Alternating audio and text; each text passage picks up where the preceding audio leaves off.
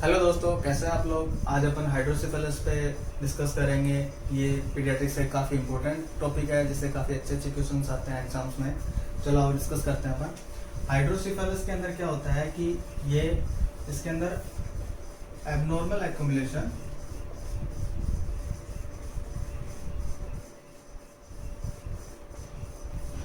Of CSF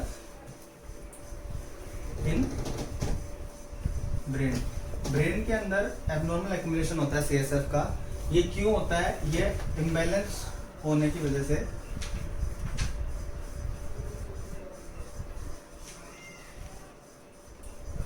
production and reabsorption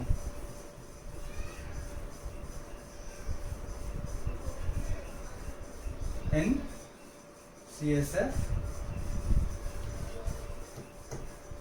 CSF के production और reabsorption के अंदर इम्बैलेंस की वजह से एबनॉर्मल एक्यूमुलेशन होता है CSF का ब्रेन के अंदर। तो उस कंडीशन को बोलते हैं हाइड्रोसिफेलस। इसके अंदर अगर हाइड्रोसिफेलस के अंदर मेनली देखा जाए तो इंक्रीज प्रोडक्शन ऑफ CSF होता है, जिसकी वजह से क्या होता है? एनलार्जमेंट ऑफ हेड होता है। अगर अपन मेनली बात करें, CSF एक बहुत वाइटल रोल प्ले करता है इसके अंदर ICP को मेंटेन करने के अंदर। अगर CSF का लेवल बढ़ रहा है तो ऑब्वियसली इसका लेवल बढ़ेगा ICP का। अब अगर अपन बात करते हैं नॉर्मल ICP कितना होता है,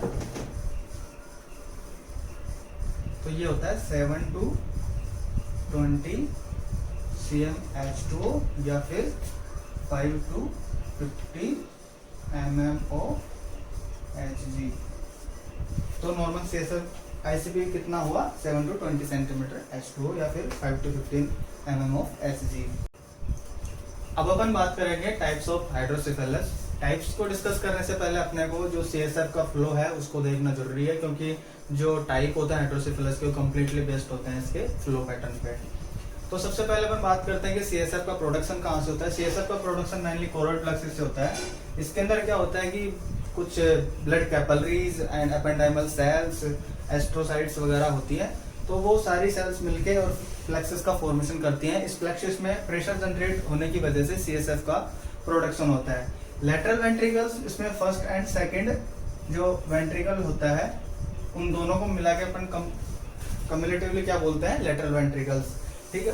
लेटरल वेंट्रिकल्स के अंदर मेनली CSF का प्रोडक्शन होता है। इसके अलावा थर्ड एंड फोर्थ वेंट्रिकल्स में भी कुछ पार्ट CSF का बनता है।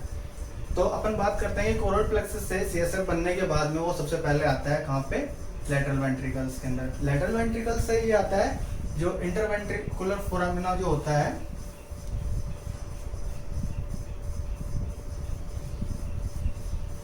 इंटरवेंट्रिकुलर डक्ट, इसके थ्रू ये आता है थर्ड वेंट्रिकल के अंदर। थर्ड वेंट्रिकल से ये सेरिब्रल एक्विडक्ट के थ्रू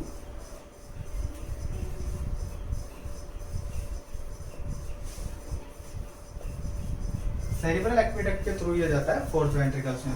फोर्थ वेंट्रिकल में आने के बाद में इसके दो साइड में एक का डिवाइडेशन होता है। एक तो है फोरामिना ऑफ लस्का के थ्रू, कहाँ पे? जो मेनिंजियल लेयर जो होते हैं उनके अंदर फ्लो हो जाता है एक तो, और एक सेंट्रल कैनाल ऑफ स्पाइन के अंदर इसका फ्लो होता है। अब है types of hydrocephalus. Types of hydrocephalus के अंदर पहला जो टाइप होता है वो है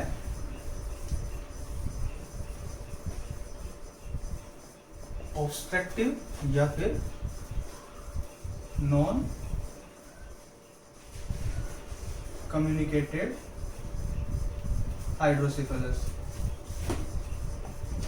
इसके अंदर क्या होता है कि ऑब्स्ट्रक्टिव या तो किसी ऑब्स्ट्रक्शन की वजह से जो CSF का फ्लो हो रहा था उसके फ्लो पैटर्न में अगर उसके कोई ऑब्स्ट्रक्शन क्रिएट होता है तो उस केस के अंदर ये इस टाइप का हाइड्रोसिफेलस क्रिएट होता है। या फिर नॉन कम्युनिकेटिंग। नॉन कम्युनिकेटिंग का मतलब हो गया कि एक वेंट्रिकल को दूसरे वेंट्रिकल से जोड़ने वाला अगर वे कहीं से ऑब्स्ट्रक्ट है, यानी कि उन दोनों के अंदर कम्युनिकेशन नहीं है, तो उस केस के अंदर जो हाइड्रोसिफेलस जनरेट होता है उसको बोलते हैं नॉन कम्युनिकेटेड हाइड्रोसिफेलस। तो ये क्यों हो रहा है? Due to obstruction of flow CSF की फ्लो के अंदर अगर कोई ऑब्स्ट्रक्शन हो रहा है तो नॉन कम्युनिकेटेड हाइड्रोसेफेलस होता है। इस टाइप का जो हाइड्रोसेफेलस होता है मोस्ट कॉमनली फाउंड होता है। मोस्ट कॉमन अगर बात करें हाइड्रोसेफेलस के टाइप की, तो मोस्ट कॉमन हाइड्रोसेफेलस कौन सा होता है? ऑब्स्ट्रक्टिव हाइड्रोसेफेलस होता है जो मोस्ट कॉमन होता है।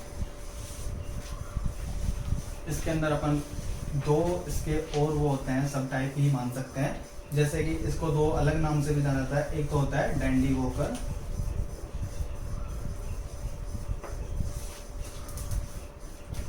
सिंड्रोम। डैंडी वॉकर सिंड्रोम के अंदर क्या होता है कि जो एजिनेसिस होता है, एजिनेसिस ऑफ फोर्थ वेंट्रिकल, अगर फोर्थ वेंट्रिकल का एजिनेसिस यानी कि उसका फॉर्मेशन ही नहीं हो पा रहा, congenitally absence of fourth ventricle अगर है, तो उस केस में जो जनरेट होता है हाइड्रोसेफेलस, उस टाइप के हाइड्रोसेफेलस को नाम देते हैं अपन डैंडी वॉकर सिंड्रोम। इसके अलावा एक दूसरा इसके अंदर एक सिंड्रोम और है जिसको बोलते हैं अपन Arnold cherry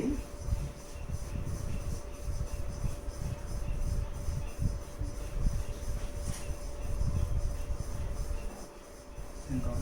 Arnold Chiari syndrome के अंदर क्या होता है कि जो सेरिबेलम वाला पार्ट जो होता है अपने ब्रेन का,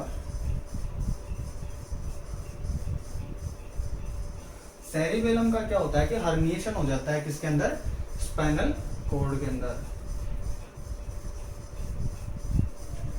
जिसकी वजह से जो फ्लो ऑफ CSF है उसके अंदर ऑब्स्ट्रक्शन क्रिएट होता है और हाइड्रोसेफेलस की कंडीशन जनरेट होती है, उसको बोलते हैं अर्नोल्ड चेरी सिंड्रोम। तो अर्नोल्ड ऑब्स्ट्रक्टिव अगर या फिर ऑब्स्ट्रक्टिव या नॉन कम्युनिकेटेड हाइड्रोसेफेलस की बात करें तो उसके अंदर दो टाइप के सिंड्रोम्स अपने को देखने को मिलते हैं, एक तो डैंडी वॉकर सिंड्रोम और एक अर्नोल्ड चेरी सिंड्रोम। तो डैंडी वॉकर के अंदर तो क्या होता है? एजिनेसिस या फिर हाइपोप्लेजिया,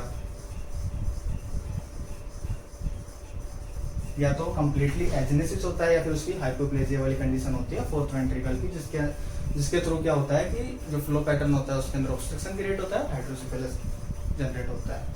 इसके अलावा अगर अपन बात करते हैं तो Arnold Chiari syndrome, Arnold Chiari syndrome के अंदर सेरिबेलम वाला जो पार्ट होता है वो क्या होता है? उसका हर्निएशन, हर्निएशन या फिर प्रोट्रूजन होता है किसके अंदर? स्पाइनल कॉर्ड के अंदर, जिसकी वजह से भी CSF की फ्लो में प्रॉब्लम होती है और हाइड्रोसेफेलस की कंडीशन जनरेट होती है। अब अपन सेकंड टाइप की बात करते हैं नॉन ऑब्स्ट्रक्टिव या फिर कम्युनिकेटेड हाइड्रोसेफेलस के बारे में। इसको एक्वायर्ड हाइड्रोसेफेलस भी बोलते हैं।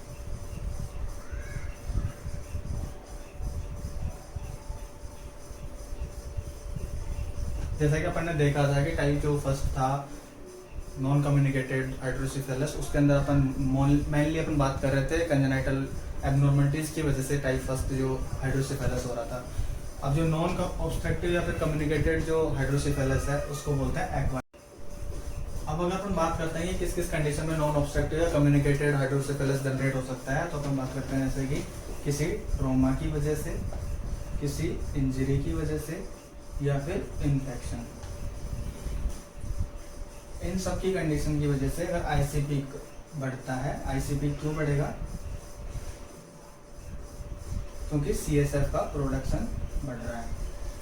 ठीक है, इन्फेक्शन की अपन बात करें तो मेनली जैसे कि अपन एक कंडीशन देखते हैं मेनिंजाइटिस।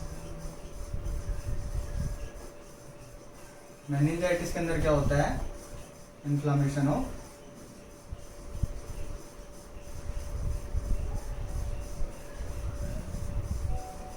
ब्रेन प्रोटेक्टिव लेयर, जिनको अपन क्या बोलते हैं? मेनिंजेस। इसकी वजह से क्या होता है कि वहां पे CSF का प्रोडक्शन जो है वो बढ़ जाता है और वो भी हाइड्रोसेफेलस की कंडीशन को जनरेट कर सकता है। अब हम बात करेंगे क्लिनिकल फीचर्स ऑफ हाइड्रोसेफेलस के बारे में। जो हाइड्रोसेफेलस के जो क्लिनिकल फीचर्स हैं उनको दो कैटेगरीज में डिवाइड किया गया है। पहला है अर्ली साइंस। अगर अर्ली साइंस की बात करें तो सबसे पहला साइन होता है वो है हेडेक। इसके अलावा अगर अपन और फीचर्स की बात करें तो वो है बल्जिंग ऑफ एंटीरियर फोंटानेल। इसके अलावा वाइडली सेपरेटेड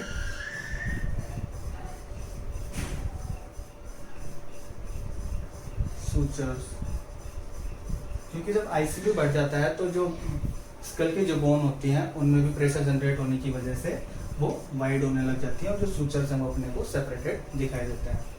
इसके अलावा है इसका एक मेन जो इम्पोर्टेंट साइन देखने को मिलता है अर्ली साइंस के अंदर, वो है सनसेट आईज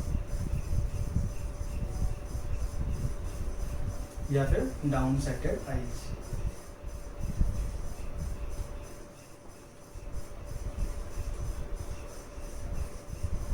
इसके अलावा जो एक और क्लिनिकल जो फीचर इसका काफ़ी इम्पोर्टेंट है, इसमें जब अपन परकशन करते हैं हेड का तो अपने को एक साउंड सुनाई देती है, वो होती है क्रैकफोर्ड साउंड।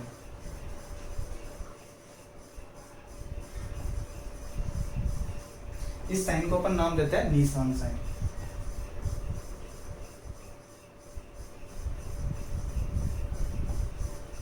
तो ये सारे अर्ली साइंस अपन देखे, एक बार दोबारा से रिवाइज कर लेते हैं। सबसे जो अर्लीस्ट साइन होता है वो होता है हेडेक। इसके अलावा bulging of anterior fontanelle, widely separated sutures, sunset eyes या फिर डाउन सेटेड आईज। और इसके अलावा जब अपन परकशन करते हैं हेड का तो उसके अंदर अपन क्रैकफोर्ड साउंड हियर करते हैं, उसको बोलते हैं नीसान साइन। इससे काफी बार अच्छे अच्छे क्वेश्चन बन चुके हैं। अपन बात करते हैं लेट साइंस की। लेट साइंस के अंदर अगर अपन देखें तो ये तो हाई श्रिल क्राई, जो बच्चा होता है वो हाई पिच क्राई करता है। सेकंड अपन देखें तो सीजर्स भी अपने को देखने को मिल सकता है। इसके अलावा कुछ अदर साइंस भी हैं इसमें, लाइक बिहेवियरल चेंजेस,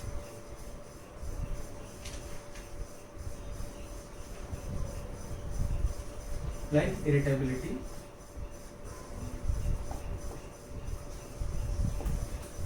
इसके अलावा अपने को देखने को मिल सकते हैं नोजिया, वोमिटिंग, और अगर टाइमली ट्रीट नहीं किया गया तो जो पेशेंट है वो कोमा में भी जा सकता है। तो ये अपन ने बात की क्लिनिकल फीचर्स की। दो टाइप के क्लिनिकल फीचर्स थे, late and early clinical features. Early जो क्लिनिकल फीचर्स है वो मोस्टली एग्जाम्स में पूछे जाते हैं, सो रिमाइंड करना ज़रूरी है।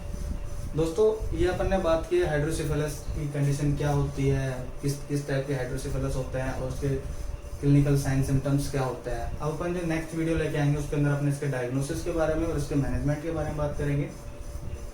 Thank you for watching the video. And अगर आप लोग कुछ अच्छे टॉपिक्स जो आपके माइंड में हो, अगर आप हमें सजेस्ट करना चाहते हैं कि इस टॉपिक पे वीडियो बनाया जाए तो आप हमें कमेंट सेक्शन में बता सकते हैं। हम नेक्स्ट वीडियो उसी टॉपिक पे बनाने की कोशिश करेंगे। Thank you.